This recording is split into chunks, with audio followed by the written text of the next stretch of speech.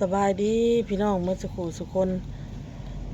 โอนกับไปหลับน้องบอลมาแต่โรงเรียนแล้วเรียบร้อยพี่น้องกำลังดังไฟให้น้องบอลเราดังไฟสิลวกข้าวปุ้นพี่น้องสิตำข้าวปุ้นให้บาเต้กับน้องบอลกินเด้อพี่น้องเด้อข้าวปุ้นอุ่นยังบักหลายๆพี่น้องเนาะเก็บไว้พี่น้องเก็บไว้กินตลอดปีพี่น้องโอนก็ว่าสิแบ่งให้แม่ย่างๆแน่จักถุงนึงแล้วก็สิให้โอนถุงนึงสะน้อยถุงนึงกับปุ้นแห่พี่น้องจะเอาไปให้เพิ่นเขายังพันเนี่ยไปยักเถื่อไปกับมีแต่ไปลิ่นเรายังไม่ได้ไปปันเลยกินพี่น้องปุ้น10 ถุงกะ10 ปลายถุงให้ยาน้องบอลแน่ยาน้องบอลกะคันมาสวรรค์ก็ถือมาให้ข่อยในเด้อเพิ่นว่า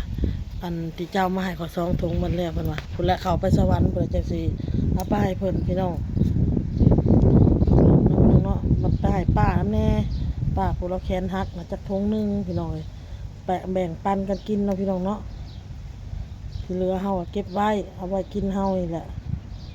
อยากแล้วเอามาเฮ็ดกินบ่อยากเฮาก็เก็บเมียนหันเนาะพอเป็ดกระปุ้นแห้งมันบ่เน่าบ่เสียพี่น้องมันบ่อนก็เลิกโรงเรียนมาเลยสบายดีนะลูกอันนี้ป้าเป็นยังไงหนานี่เก่งดิแข่งข่าวดิเดี๋ยวลวกกระปุ้นตำกระปุ้นอ้นยากอยู่พี่น้องประเภทตำนี่กินลงไปแล้วก็แพ้กระเพาะพี่น้องเจ็บกระเพาะเป็นน้ำกินยาที่หมอประจัดให้เลยกินลงไปแล้วก็เอาโลดยาพี่น้องรู้สึกว่าแบบว่าเจ็บกระเพาะแล้วนะเจ็บจุกเจ็บเสียบออกห้อนในกระเพาะนี่ยานะกินยำไรแต่เจ็บยำนั่นยังว่าปรึกษากับกระบอกตีอยู่สิไปหาหมอไปกวดคืนเบิ่งแล้วก็สิไปบอกเพิ่นว่ายาที่กินลงไปมันแพ้กระเพาะพี่น้องเลยกินแล้วมันเจ็บ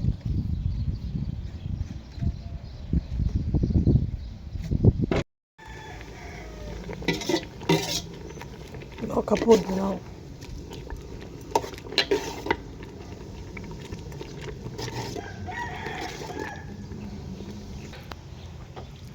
อาจารย์เขาลวกแล้วเรียบร้อยพี่น้อง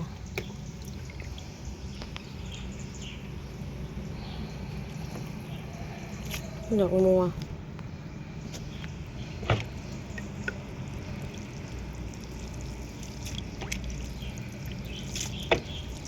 จะตำเนื้อเราจะมาตำมะเขือกระเทียมน้ำตาลเป็นงัวเสียทีแต่ว่ามีหมักเล่นพี่น้องเลยมีแต่หมักนาวกับมะกอกเนาะตอนขอไปมะกอกให้แม่ด้วยตู้เย็นลูกเลย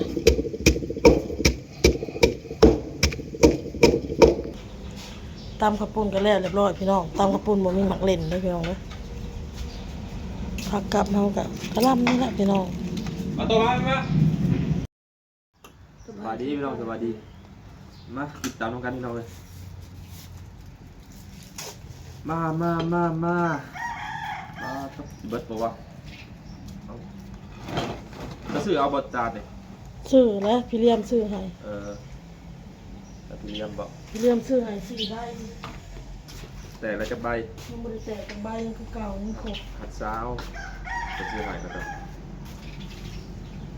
มาพี่น้องติดตามเจ้าฮาก็เห็นเลยจานนั่นนี่มันตะดนเหรอเราซื้อให้ตะดนเลยคนหนึ่งบอกบุกจานวันบุกละหมักเข้าหมักใส่เนี่ยแม่เลยโอนละหมักใส่เพราะว่าก่อยกันเนาะ3 มื้อบางทีก็มาเฮือนบางทีกับบางทีเข่าแล้วก็มาใส่ถั่วเทบวงนะแซ่บปะอร่อยหนาวโซ่ต้มไข่ต้องบอกหมดที่ไข่ที่ซื้อกินแห้งมาก่อน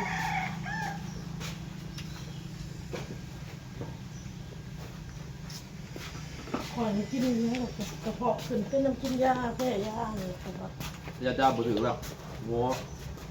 แล้วก็มาบอกพี่น้องยามาซื้อข้างนอกมาเป็นหมออะไรนะหมอมาแจ้งหมอบอกมี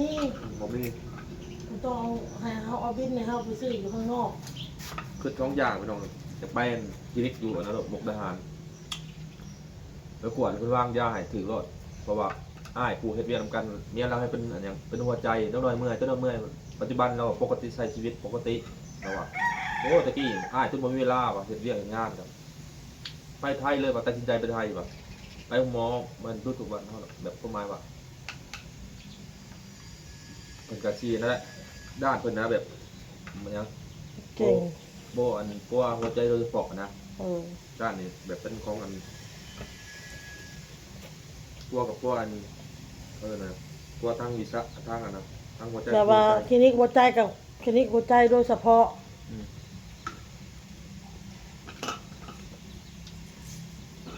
ไปกินยา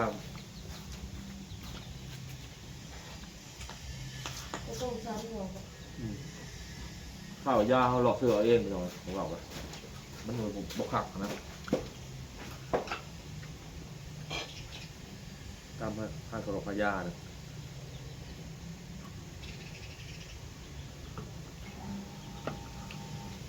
ร่มกับอันอ้ายถูเราเรียกทำกันอะไรน้องตลอดต้องระวังเมียเราจะหน่อยมากเพื่อนแล้วบริเวณเรียกงานเลยแบบเป็นตลอดนะแบบนักๆนะยังแบบว่ายังดีนะอันนี้มันนอนมันกับเมียนี่กับโบสูเป็นขนาดนี้นะก็ต้องกินยาถือหรือว่ามันบ้างยาให้ถือนะกระซีไข่ไปดอง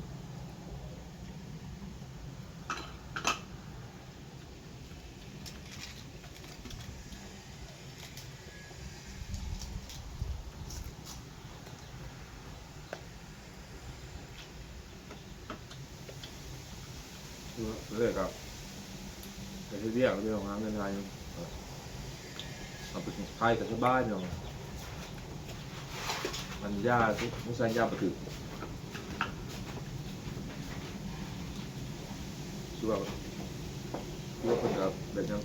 โลกของเขามันเหมือนแห้งไปมันเป็นแค่หมูขนาดหมูนะเอาไว้พังจะน้อยเมื่อยเราก็เมื่อแล้วเมื่อมาแล้วเราตัดสินใจนะไปปัวอยู่ไทยเลยแบบไปปวดอยู่ไทยไปก็วางยาถือนะมันก็สบายเลยนี่แต่ว่าเอาหาเงินหายังไงเขาไปต่อเอาแต่ละเดือนแต่ยังไงใครมันดีอย่างเงี้ย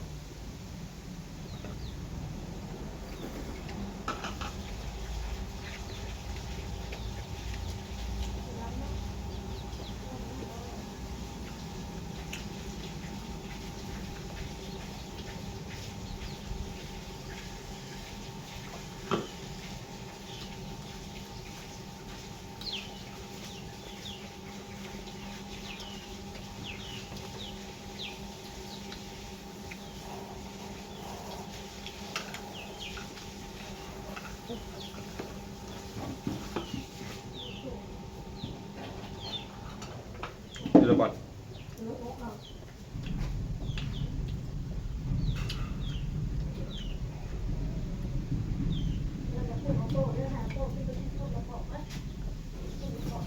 นี่มาถ้าก็ตื่นไปหน่อยจะผ่าโมงแหละเมื่อแรกนี่โตดูบ้างมาสวัสดีครับก่อนสวัสดีครับมาดู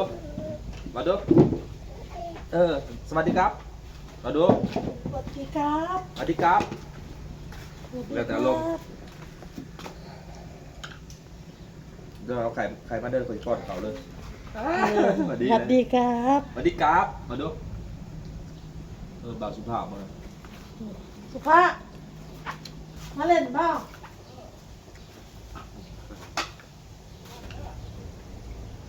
เป็นไม่ใช่เป็นกระต้มบ่าว อะไรเตย บ่าวสุภาพ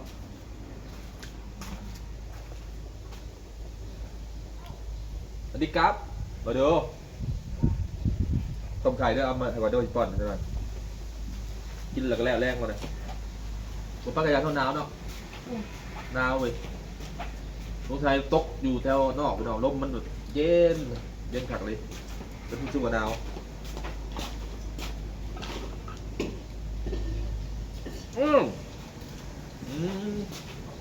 อยากเข้าด้วยวันเลยนะลามือก่อนนะ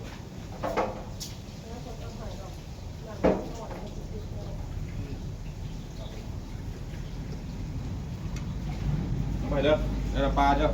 ก่อน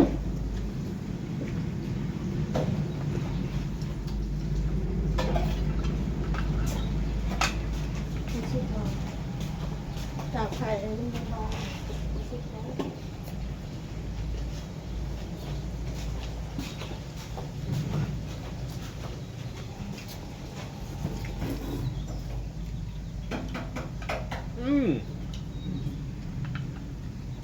สวัสดีครับ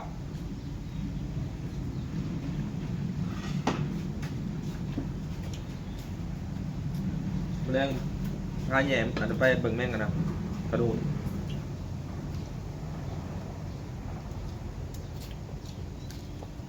มาไปดูที่เขาเลยเบิ่งครับที่เขาเลยกินหมี่ได้แต่คนรอบ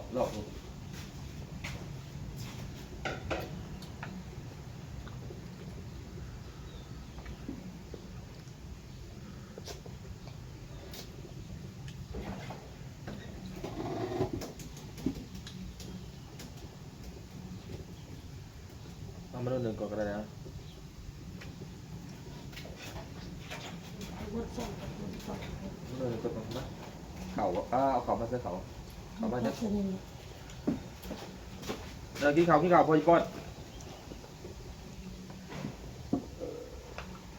ตัวแฮมบอกกินเขาทั้งจ่อยขาแข็งนิดหน่อยใช่เขาเลยโอ้หลายปวดเลยมาบวงในบวงก่อน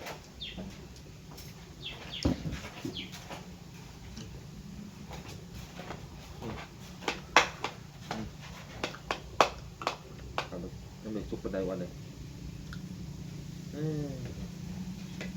เอาละกินลายกระปุ่นนี่กินข้าวดินี่โอ้ยมันหิวข้าวแล้ว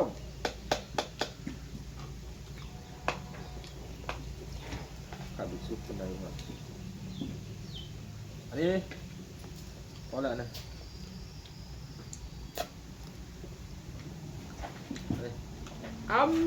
โอ้ย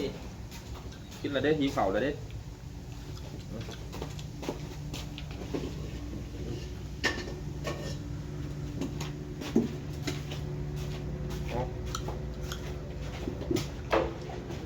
ใครแน่กินข้าวนี่นี่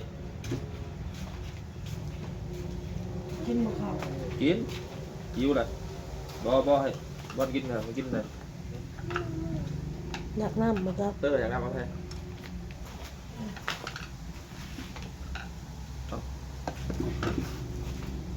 หิวข้าวกินมีห่อหนึ่งเช้านี่ก็รับกันนะ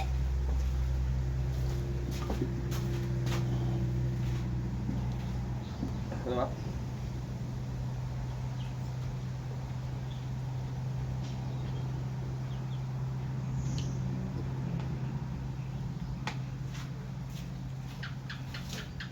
สุดตามนะครับ เอาคลิปนี้ก็ล่าแล้วเด้อพี่น้องพ่อกับคลิปหน้าจ้าสบายดีพี่น้องบ๊ายบาย